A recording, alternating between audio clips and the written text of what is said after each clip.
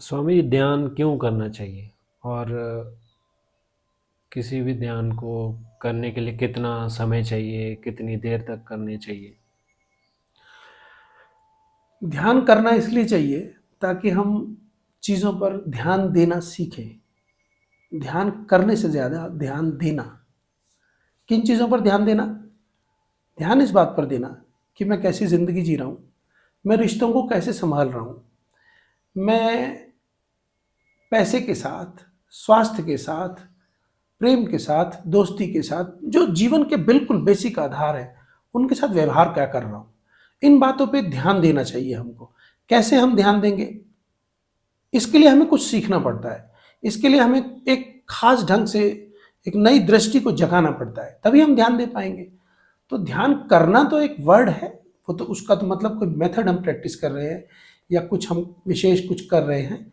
लेकिन अगर आपको हमको अपनी चीज़ों पे ध्यान देना आ जाए, अपने पर ध्यान देना आ जाए और अपने से संबंधित दुनिया दायरे पर ध्यान देना आ जाए, तो फिर ध्यान करना कम हो जाता है और ध्यान नेचुरली फ्लो होने लगता है।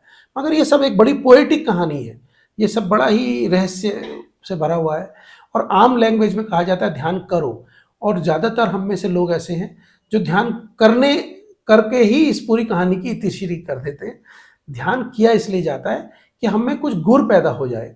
गुर पैदा नहीं हो रहा है तो हमको बार बार देखना चाहिए कि हमारा ध्यान करने का जो जो पृष्ठभूमि है, जो ढंग है, वो कैसा है। ध्यान देना सीखना है, और किन बातों पर, वो मैंने बताया। जो मैं हूँ, मैं किस तरह से जीवन में एग्जिस्ट कर रहा हूँ, क्या ये कुछ मीनिंगफुल है, क्या मैं जीवन को कुछ सुंदर बना रहा हूँ, अपने जीवन को और अपने आसपास के लोगों को कुछ मीनिंगफुल बना रहा हूँ। बस इन बातों पे ध्यान देना है। लेकिन डायरेक्टली ध्यान देना आसान नहीं होता है। वो रूटीन माइंड काम कर रहा होता है उसके पीछे। रूटीन माइंड को तोड़कर फ्रेश पैटर्न को, फ्रेश माइंड को तैयार करना, ये ध्यान की विधियों में और किसी गुरु की देशना में छिपा होता है। कितने समय तक?